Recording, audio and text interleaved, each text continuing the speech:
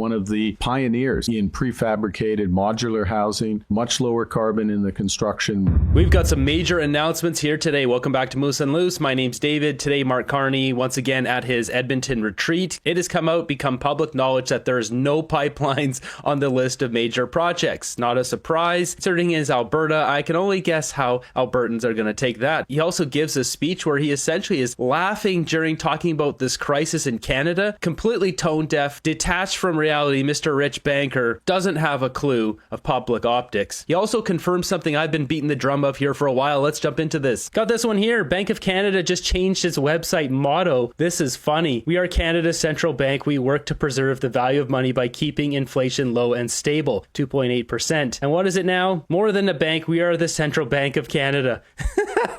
Yeah, thanks, Tim. Thanks for nothing. We got this one here. We got a bunch of people outside the courthouse in St. Catharines. Why are they here? Remember this guy who broke into a little girl's bedroom and then used a screwdriver and did all sorts of disgusting things? These people of St. Catharines are outside protesting this guy outside the courthouse. And this gets even crazier.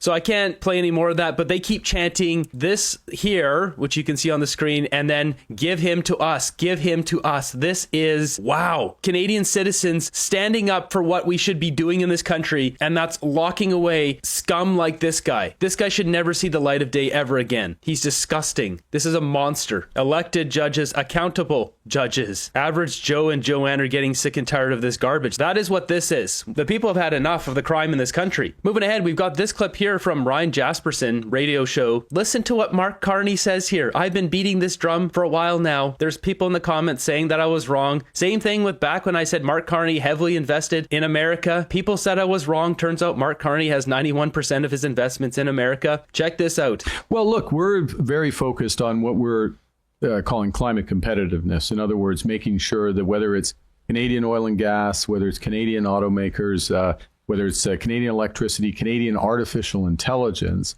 that it's being produced in a way that's competitive as possible. And part of that is moving to lower carbon. So one of the attractions, we're here in Edmonton. Let's talk about a few things in Alberta, if you don't mind. The Pathways Project, which is carbon capture. It's potentially transformative for helping reinforce what the oil sand producers have been doing, which is to get their emissions down. Now it can take a step change for that. Before Mark Carney gets to the juiciest bit here, let's just break down Pathways Project, or officially it's called the Pathways Alliance. Pathways Carbon Capture Project is not viable, expert warns. New report from CCS proposal is a subsidy-dependent financial risk with limited revenue potential. Pathways Alliance flagship carbon capture and storage project is not financially feasible without massive and consistent subsidies. This is like someone going to buy a Lamborghini and payments are going to be $2,000 a month, and then the government steps in and says, you know what, how about you just pay $10 a month and we'll pay $1,990 a month. It's not sustainable. You couldn't afford the car in the first place. That's exactly what the Pathways Project is. If it takes subsidies to run it, then it's not something we should be doing. These should be self-sustaining things that make money on their own. We need to draw business into Canada and it all be self-sufficient. The government can't subsidize everything. This is according to the most recent analysis of the venture conducted by the Institute of Energy Economics and Financial Analysis. So I should note, this is from February 26, 2025, just a few months ago. They identified multiple financial challenges. Funding of the CCS is a costly gamble that may not yield tangible returns on Canada's journey towards achieving net zero emissions. This is another grift, just like the EV battery companies, EV car companies, all that stuff that they keep dumping our money in. It's just another risky grift with no payoff for taxpayers. We've had enough of paying for their stupid projects. Release the SDTC documents. People need to go to jail. Taxpayers should not be getting ripped off on a daily basis. So it goes on to talk about safety risks here, and it says, whether storing such a large amount of CO2 is safe is vitally important, but an unanswered question. The release of an estimated 100,000 to 300,000 tons of CO2 at Lake Nyos, Cameroon in 1986 ended about 1,700 people and 3,500 livestock animals. The rupture of the CO2 pipeline near Satanaria, Mississippi in 2020 resulted in dozens of hospitalizations, the town's evacuation, and a chaotic emergency response that underlined the public's unfamiliarity with large-scale carbon dioxide poisoning. This is some dangerous stuff. Storing this stuff, and if it ruptures, it'll take out the whole community. community. So back to Mark Carney here. Listen to what he brings up next. We're seeing it in lower carbon LNG. Projects that are building out on that. We're seeing it in nuclear. We're seeing it in a variety of areas that we're supporting. So, look, there's a broad range of programs that are needed to make us carbon competitive. I'll give you one last one, which is a big one. We're going to be making some announcements next week around how we're going to accelerate home building in this country, how we're going to leverage, and we're in Alberta. I'm going to leverage Alberta technology. ATCO, one of the pioneers in prefabricated modular housing, much lower carbon in the construction, much lower carbon and much cheaper to live in. We want to scale that. We want to scale that technology by the tens of thousands, and we're going to move that forward. He's going to move that forward. ATCO. Now, if you're an avid watcher of the channel, you already know where I'm going on the board here. Don Farrell sat on the board of ATCO. Mark Carney is invested in BlackRock Funding Inc. And BlackRock owns $146 million of ATCO. Mark Carney, as I already said in this video here, brought in Dawn Farrell because of her experience at ATCO. She was most likely vetted by these two guys during this TransAlta deal, and now he's bringing her in at a price tag of upwards of $677,000 per year salary. And he just said it right out of his own mouth. They're going to be working with ATCO modular housing. I could smell this from a mile away. I'm just surprised that Mark Carney said it himself on Ryan Jasperson's show. Moving ahead to Mark Carney's press conference. This is tone deaf. This is insulting. It's rude. He cracks some jokes in here thinking it's going to be funny. It is just an awful speech. This room didn't take the summer off, so it's not really back to school, but September always has that feel. And let's face it, we are in a crisis. We are in a crisis. The global trading system has been upended. Supply chains have been destroyed. McDavid is unsigned. This is not a transition. This is a rupture. As in times like these, you have to draw back in. Remember what you have. Draisaitl, Hyman, Nugent Hopkins. We got to draw on those strengths. We got to draw on those values. And Connor, if there's anything that we can do in the upcoming budget, we're spending less, we're going to invest more so we can bring that cup back to Canada. This is all a joke to him. This is not funny. This is not something you can joke about when you're talking about the country rupturing. We're in a crisis, a financial crisis. People have lost their jobs and you're joking about Connor McDavid. It's not signing a new contract yet. If you don't follow hockey, he was naming other Edmonton Oilers there, Draisaitl, Hyman, Nugent Hopkins. This is not funny. This is not a place to make a joke. He's just having a laugh. I mean, this guy's worth so many millions of dollars. He's made millions of dollars since becoming prime minister. Life is on easy mode for Mark Carney. But if you're a single mother with kids, this isn't so funny. If you're a struggling young couple, a father that's having to carry the burden of the family, this is not funny. This guy couldn't pick a worse time to crack some jokes. And listen to these buffoons clapping like a bunch of brainwashed seals. That's not the only time he made this joke too. He doesn't get it. And as I said, I launched my leadership campaign back in January. And it was a time when the crisis was not as obvious. We thought McDavid was going to be re-signed quickly. We would already have the cup by now. But the crisis facing our country, in all seriousness, was just coming into perspective, you think back at the start of January. And many didn't foresee the scale of the changes that would be required in response to this crisis. This guy ran his entire campaign on how this is the greatest crisis to ever face Canada, and now he's saying, it wasn't really a big crisis back then. Which one is it? Is Canada exporting semiconductors to America? Are we the top supplier? This guy spouts so many lies. He'll say whatever it takes just to sway the public opinion. He doesn't care if it's lie after lie. Bringing up McDavid again, this guy doesn't care about Canadians. He doesn't have the heartbeat of Canadians. He doesn't understand what everyday Canadians are going through. This is deplorable. These jokes are not funny. It's not funny that Canadians can't afford to live because of their policies. With this retreat that they're wasting our money on, we got Mackenzie Gray from Global here posting this. At the start of the LPC caucus meeting, Prime Minister is set to announce the first batch of major nation-building infrastructure projects will be revealed tomorrow, and Build Canada Homes will be launched next week. So that's when he'll be making that ATCO announcement. No new pipelines, but I'm sure Brookfield will do very well. Brookfield should be banned from these government incentives, Carney. Should have nothing nothing to do with deciding on these projects. So I will bring you the list tomorrow when they announce it, but what we do know is there will be no pipelines. They said it right on the CBC today. Rafi, let me ask you about what we're hearing from our colleagues at Radio-Canada. The government is preparing to announce its first national interest projects. Our colleagues at Radio-Canada have learned that there are no oil pipelines included on that list for now. Didn't make the short list. Can you explain the thinking behind that?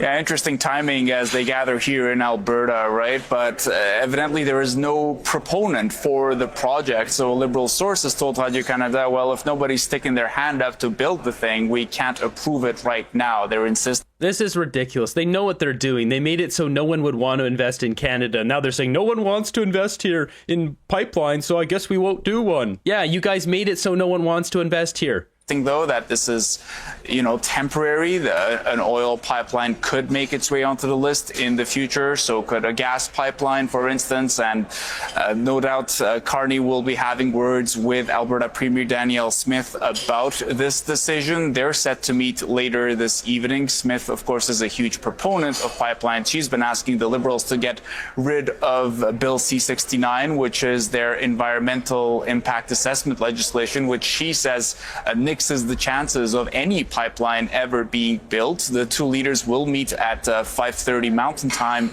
this evening.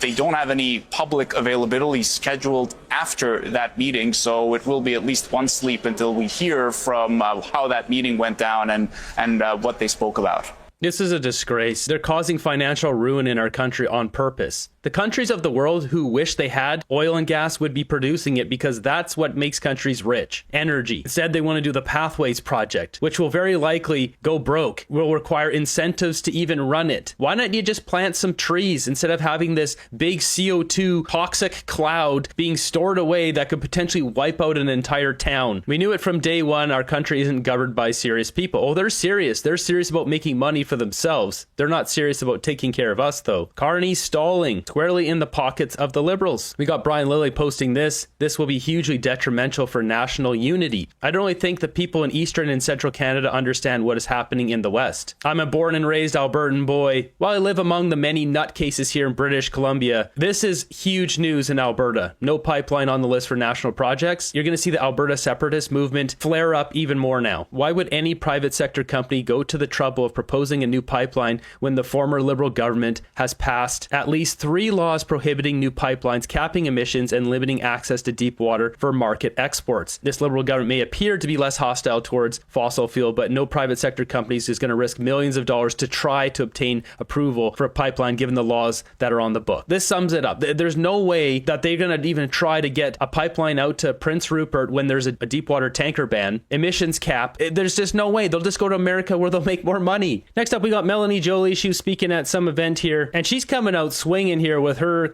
message. It's clear what her priorities in life are. When you said follow the targets, did you mean the 2030, 35 targets or? Well, the targets that we've set to ourselves. And I think it's important that we understand what we're able to do right now, because when we set these targets at the time, President Trump had not been elected. The IRA was in place, which is the Inflation Reduction Act, and we also were not facing an existential threat to our economy. So we're the government that believes in climate Yes, we were. The existential threat to our economy is the Liberal government. change and believes that we need to counter it. And that's why Eric has just launched the environmental caucus within our government, within the Liberal caucus. And at the same time, we need to make sure that we're able to address the economic impacts of tariffs. Who looks to these people for leadership? I can't accept it. They can't blame Harper anymore. Another clip from the same event here. Melanie Joly, the world is moving towards EVs. Also Melanie Joly, the people will only buy EVs if subsidized. Does Canada remain committed to the greenhouse gas emission targets that it's set for 2030 and 2035?